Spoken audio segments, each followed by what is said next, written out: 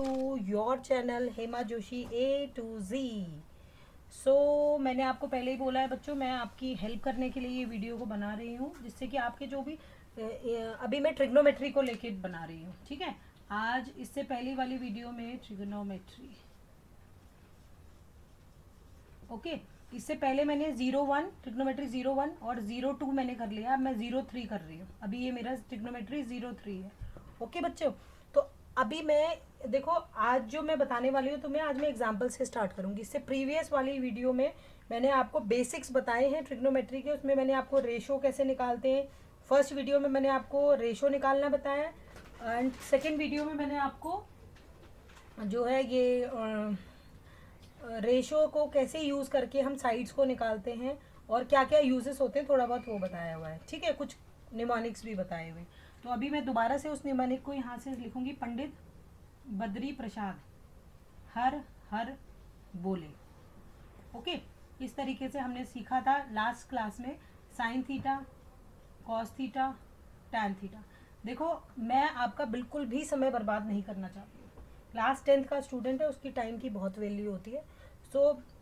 और मैं कोई फालतू की डिस्कशन नहीं करूँगी कि आप मेरी वीडियो को लाइक कर दो, शेयर कर दो, ये कर दो, वो कर दो। बेटा, आपको अच्छी लगती है तो आप इसको आगे शेयर करो, पसंद आती है तो लाइक करो, और अगर कुछ डिमांड रहती है आपकी, कुछ मैं इम्प्रूवमेंट करूँ या कोई चीज़ आपको रहती है तो वो भी आप कमेंट बॉक्स में लिखिए। बट मेरे को ज़रूर चाहिए बेटा कोई ना कोई कमेंट, मतलब मेरे को आपका रिस्पांस चाहिए, क्योंकि मेरे को आपका रिस्पांस मिलेगा तभी मैं आगे वीडियो बनाऊंगी, अदरवाइज़ फिर मैं बंद कर दूंगी वीडियोस को बनाना, है ना। तो अभी देखो, ट्रिग्नोमेट्री में ये चीज़ हम करके आगे पहली वाली क्लास में। ठीक, तो अभी हमने क्या करना है, इसी को sine theta, cos theta, tan theta, cot theta, cos theta, sec theta and sine theta, cosec theta. ठीक है, ये तो सिंपल सा है। तो अभी today I will start with example. ठीक, तो आज हम एग्जाम्पल 1 करेंगे, एग्जाम्पल 1 ऑफ NCERT। देखो बेटा, एग्जाम्पल्स बहुत इंपॉर्टेंट है NCERT के। ठीक है, एग्जाम्पल्स आपको एक बिल्कुल एक सैम्पल क्वेश्चन देते हैं नया, उसके बेसिस पे आप जो है अपने एक्सरसाइज के क्वेश्चंस भी कर सकते हो, और वो आपको एक सैम्पल मिलता है जिससे कि इस टाइप के क्वेश्चंस भी आ सकते हैं। ठीक है, कभी कभी ऐसा हो जाता है कि एग्जाम्पल वाले क्वेश्चंस जो है इन टेक्स्ट में नहीं होते हैं, एक्सरसाइजेस में नहीं होते हैं, लेकिन वो क्वेश्चन इतना घुमाया हुआ होता है एग्जाम्पल्स में, तो इसीलिए एग्जाम्पल्स वाले क्वेश्चन को करना बहुत इंपॉर्टेंट है। ठीक, तो सबसे पहले मैं I will go with example 1, जो कि बहुत ईजी है, पर हम स्टार्ट करेंगे। हमें गिवन है बेटा tan A is equals to 4/3। ठीक है, हमें बोला है find all the ratios, find all T ratios. T मतलब ट्रिग्नोमेट्रिक रेशियोज हमें निकालने। तो सबसे पहला काम हम क्या करेंगे बेटा, we will draw a triangle like this. Okay, हम लोग ट्राइंगल बनाएंगे, और देखो अब मुझे पता है ए का मतलब क्या है, थीटा ए पे है। तो theta should be here.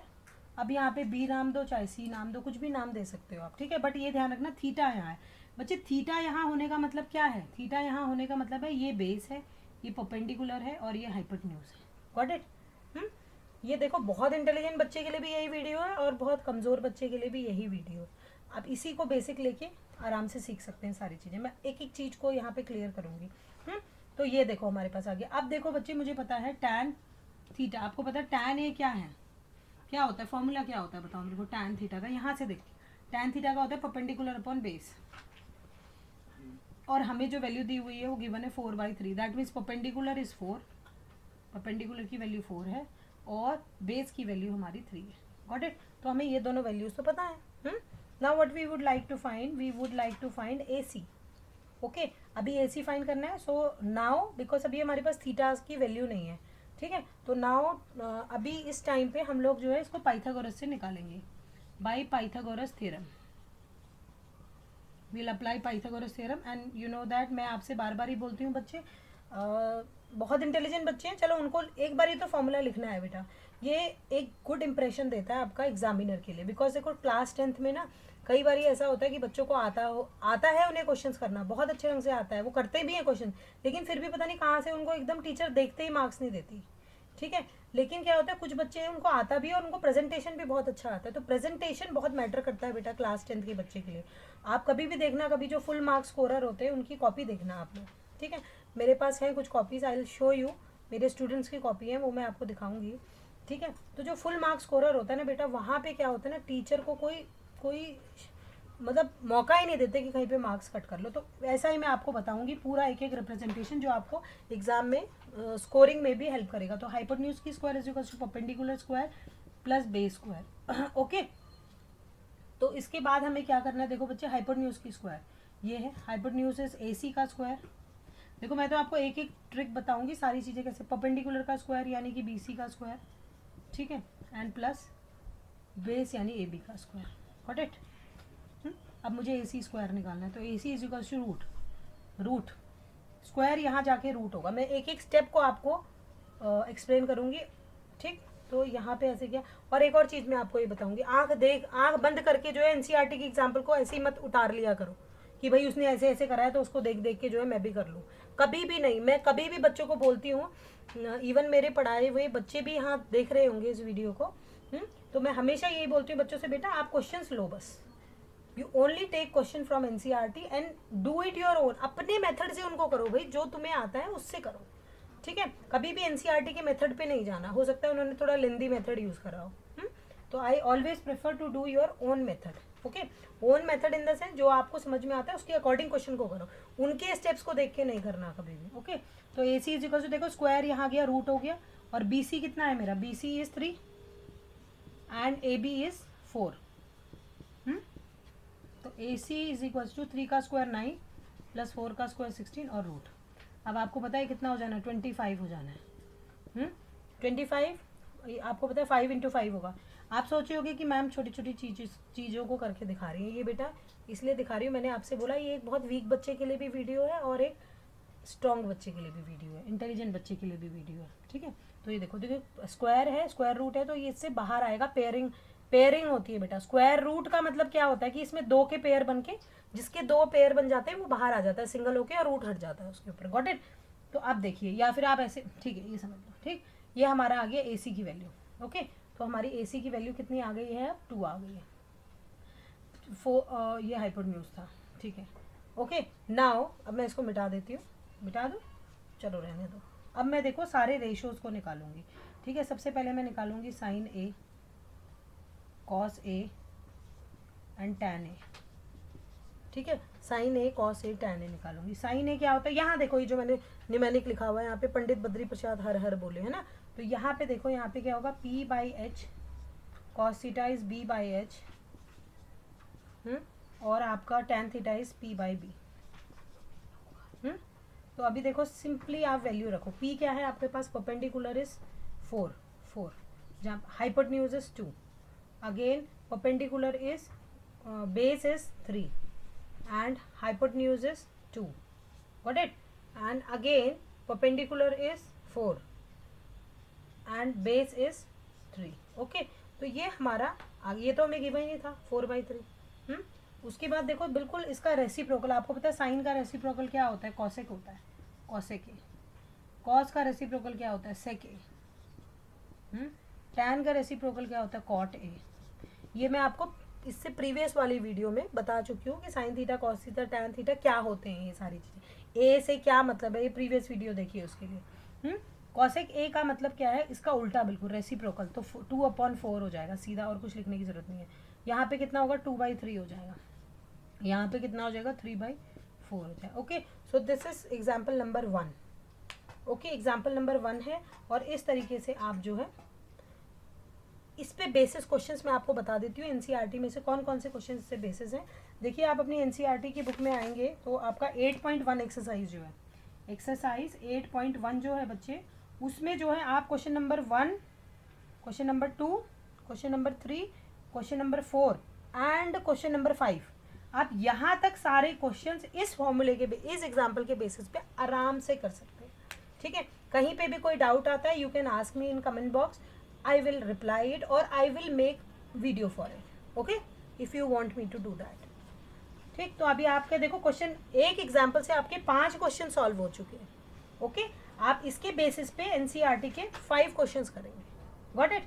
So now मैं इसको मिटा देती हूँ, अब हम आगे बढ़ेंगे नेक्स्ट एग्जाम्पल की तरफ। मिटा दूँ, चलो।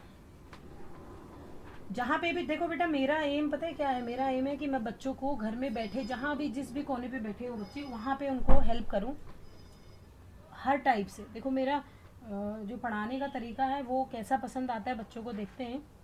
बट मैं बिलीव करती हूँ बेसिक बिल्डिंग पे, ठीक है। Basic building in the sense कि आपको कॉन्सेप्ट को बिल्ड करना है, उसके बेसिस पे हम क्वेश्चंस को करेंगे। ओके, सो अभी देखो हमारे 5 क्वेश्चंस हो गए ओनली एग्जाम्पल 1 से, ठीक है। Now I am going to do example 2। देखो बच्चे, एग्जाम्पल 2 इम्पॉर्टेंट भी है, बहुत इंपॉर्टेंट भी है, और थोड़ा हटके क्वेश्चन है, ठीक है। यहाँ पे क्वेश्चन जो है थोड़ा सा हटके आता है, ठीक। तो अब देखो मैं क्या करती हूँ बच्चे, एग्जाम्पल 2 में मुझे गिवन है if angle B is equal to if angle B and Q R acute angle,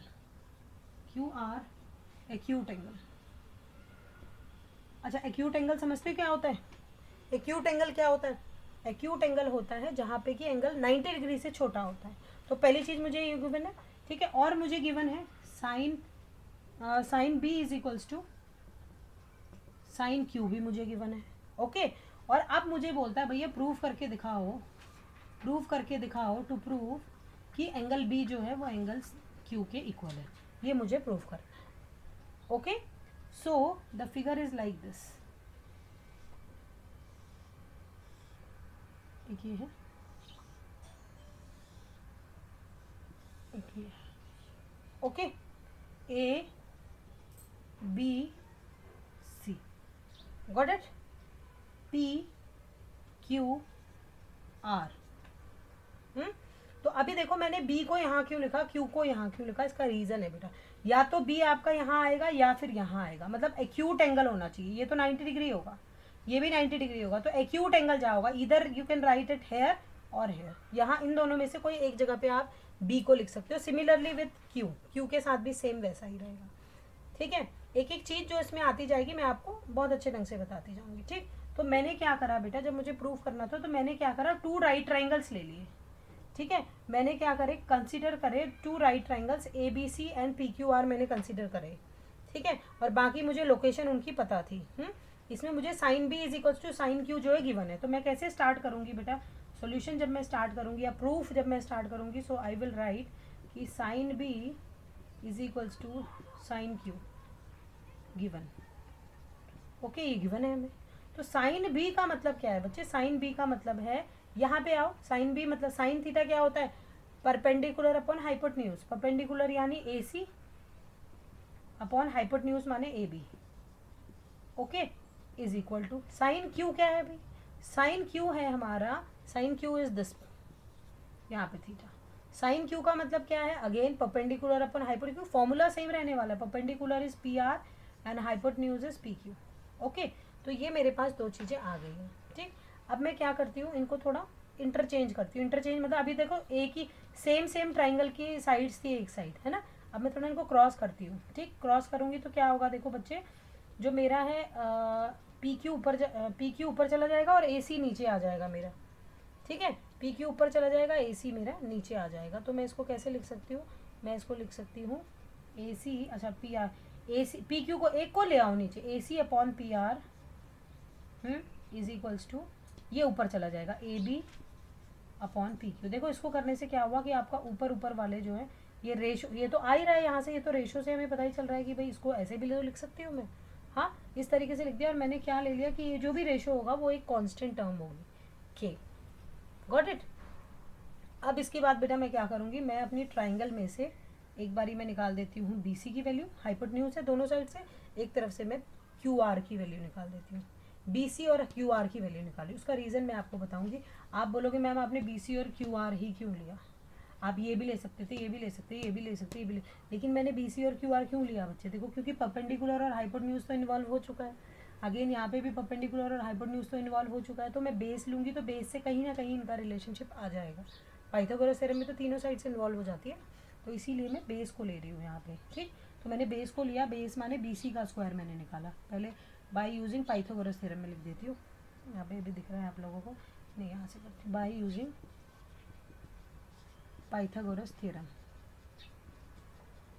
ठीक है। जब मैं पाइथागोरस थ्योरम को यूज़ करती हूँ बच्चे, तो मुझे पता है पहले मैं लिख लेती हूँ इन ट्राइंगल ए बी सी, और इसी के साथ साथ मैं लिख लेती हूँ in triangle P Q are, दोनों में निकालती हूँ। और दोनों में मैं बेसिस निकाल, पहले मैं फॉर्मूला लिख लेती हूँ अगेन। देखो बार बार ही मैं, मेरा लिखने का तो रीज़न रहता है हाइपोटेन्यूज स्क्वायर आपको याद दिलाना, परपेंडिकुलर स्क्वायर प्लस बेस का स्क्वायर, हाइपोटेन्यूज का स्क्वायर, परपेंडिकुलर का स्क्वायर प्लस बेस का स्क्वायर। Got it. हाइपोटेन्यूज कितना है आपका ए बी स्क्वायर, परपेंडिकुलर आपका कितना है ए सी का स्क्वायर, प्लस बेस कितना है बी सी का स्क्वायर। ओके, सो ये हो गया। और अभी मैं यहाँ पे क्या करने वाली हूँ, अगेन पी क्यू का square is equals to P R का स्क्वायर प्लस क्यू आर का स्क्वायर। Got it. अभी देखो मैंने आपको बोला जैसे बेस निकालनी है मुझे, तो बेस मेरी बी सी है, तो बी सी स्क्वायर मैं निकालूंगी बच्चे, तो B C square is equals to कितना आ जाएगा मेरा, आ जाना है A B square minus A C square. आप लोगों को पता है जब कोई भी टर्म इधर से उधर जाती है इक्वल में तो उसका साइन चेंज होता है। ओके, और मेरी जो बी सी की जो वैल्यू है वो आ जाएगी रूट ए बी का square minus A C square. Okay, ये मेरी बी सी की वैल्यू आ गई है। दूसरी साइड में क्या करती हूँ, यहाँ से क्यू आर की वैल्यू निकाल लेती हूँ बच्चे, ठीक है। क्योंकि देखो क्यू आर की वैल्यू यहाँ से निकालूंगी तो Q R square is equals to P Q square minus P R square हो जाना है। और फिर हमारा क्या होगा, Q R is equals to root P Q minus P R square दोनों। ओके, तो मेरे पास अभी देखो बी सी की भी वैल्यू आ गई, इधर से बेस आ गई, दूसरे की भी बेस आ गई है, ठीक है।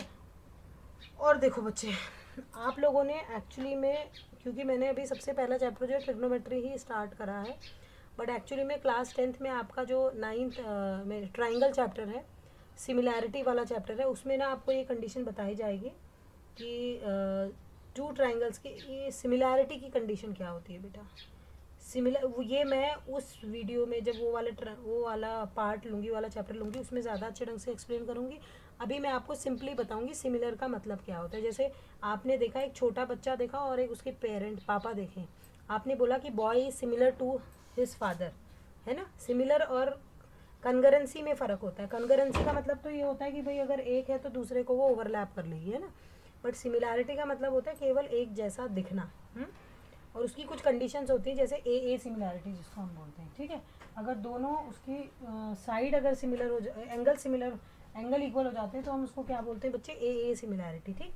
तो अभी मैं वहाँ पे ही उसी को लेके कुछ पार्ट यहाँ पे करने वाली हूँ, ठीक। तो बच्चे ये मेरा हो गया, ठीक है।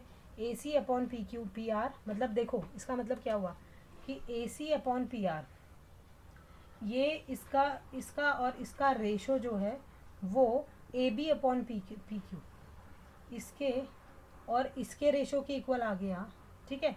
और एक और चीज़ करते हैं अब हम, देखो ठीक है, इसको मैं मिटा दूँ अभी, ये वाला पार्ट, ठीक है, ये वाला पार्ट समझ में आ गया, ये वैल्यूज़ आ गई हमारी। ओके, तो मैं इसको अभी मिटाती हूँ, जरा सा यहाँ से मिटा देती हूँ, थोड़ा सा मिटा दूँ ये वाला पार्ट। इसको लिख लिया आप लोगों ने, पहले इसको लिखना, फिर उसको मैं यूज़ करने वाली हूँ इधर की टर्म में।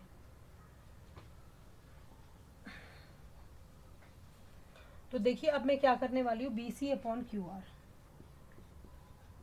आपको मैंने बताया था पहले ये अपॉन ये करा था, फिर अपने ये अपॉन ये करा था, अब मैं ये अपॉन ये कर रही हूँ, दोनों बेसिस को रेशो में ला रही हूँ, ठीक है। बेसिस को रेशो में ला रही हूँ तो मेरा क्या हो जाएगा, B C upon Q R. तो B C upon Q R का क्या आ जाएगा बच्चे, देखो A B square minus A C square upon root P Q square minus P R square, ठीक है। ये आ गया हमारा। अब एक और चीज़ बहुत इंपॉर्टेंट ध्यान रखना, बी सी और क्यू आर। इसको मैं मिटा दूँ यहाँ से क्योंकि वैल्यूज तो मैं लिख चुकी हूँ।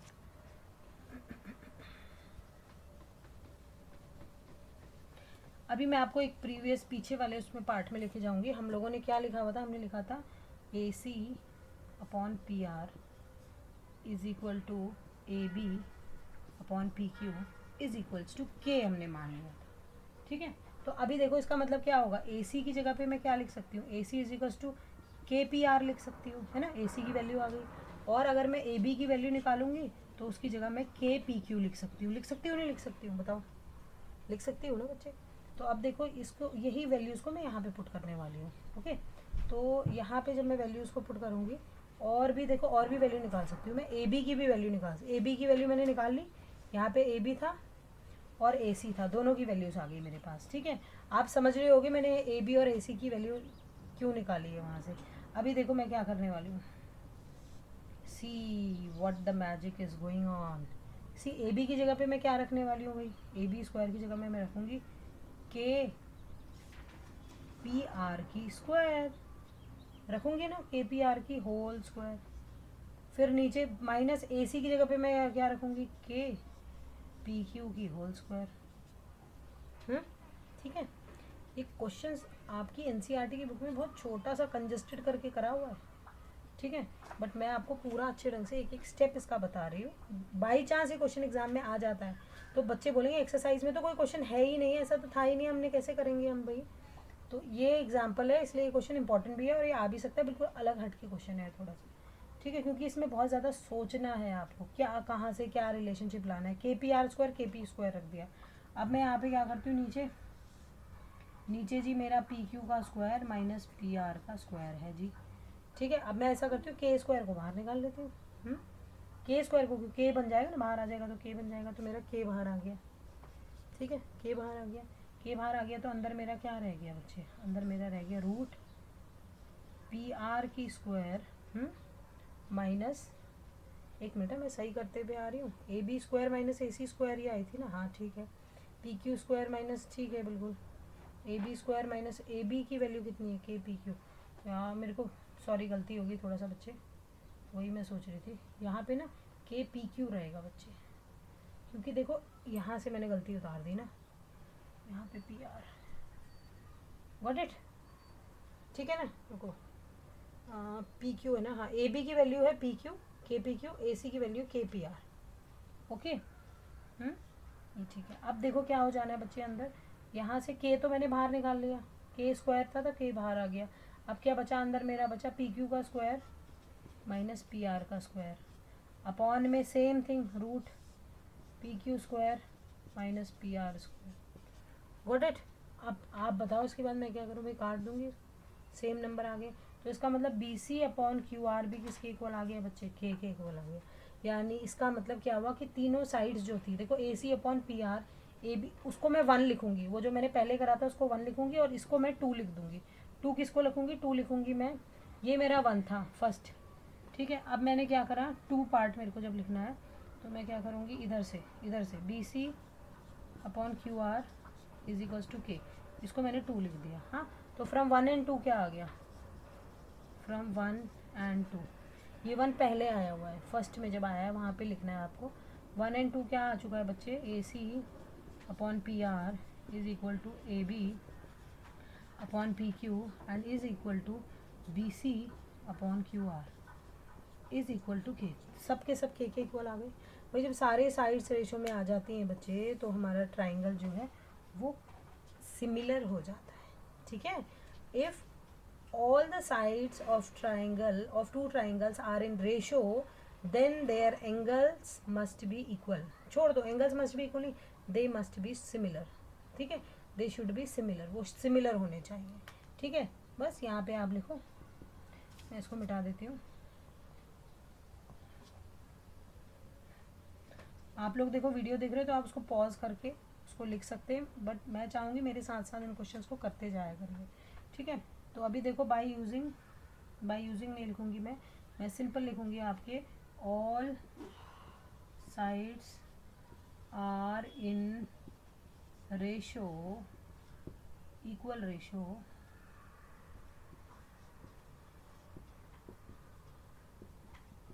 therefore triangles must be similar,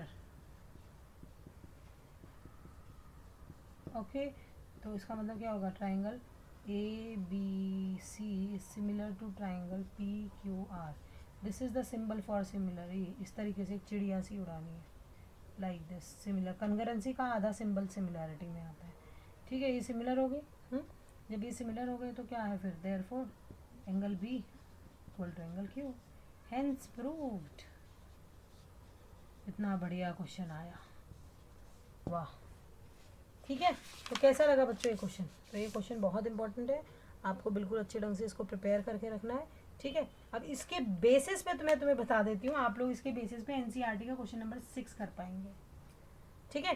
question number 6 आप बिल्कुल करेंगे और बहुत इंपॉर्टेंट क्वेश्चन है, बहुत अच्छे ढंग से करना है, बिल्कुल सेम यही कॉन्सेप्ट लगना है वहाँ पे, सेम डिट्टो यही कॉन्सेप्ट, ठीक है। तो इसमें मैं एक बार फिर से आपको रिव्यू दे दूंगी। सबसे पहले मैंने क्या करा, मैंने दोनों ट्राइंगल्स बनाए, ट्राइंगल्स लिए मैंने, उसके बाद जो है मैंने जो है टेंथ जो मेरे को गिवन था कि भाई साइन है, साइन भी जो इक्वल था वो लिखा, उनकी वैल्यूज़ को कुछ इक्वल लिखा, उनकी उनके जो साइड्स थी वो लिखी, फिर उनको ऐसा बताया कि इसकी वाली साइड को इसकी अपॉन में करा, इसकी वाली साइड को इसकी अपॉन में करा, क्योंकि मेरे माइंड में कहीं था कि मैं इसको सिमिलैरिटी से, क्योंकि देखो एंगल, इस एंगल्स को इक्वल करने का और कोई रूल नहीं है यहाँ पे, अगर आप दोनों ट्रायंगल्स को सिमिलर कर देते हो तो एंगल अपने आप ही इक्वल हो जाते हैं। तो मेरा बेसिक मेन यही था कि मेरे को जो है ट्रायंगल्स को सिमिलर करना है, ठीक है।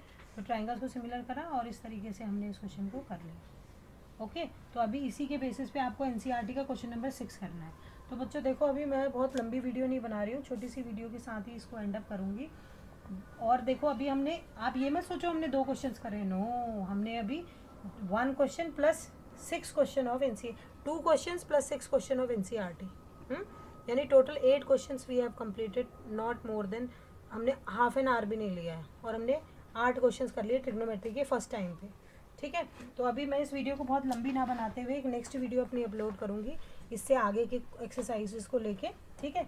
Till then, goodbye, stay happy, stay safe, and keep on commenting me so that it will motivate me to upload more videos for you, my dear students. Bye bye.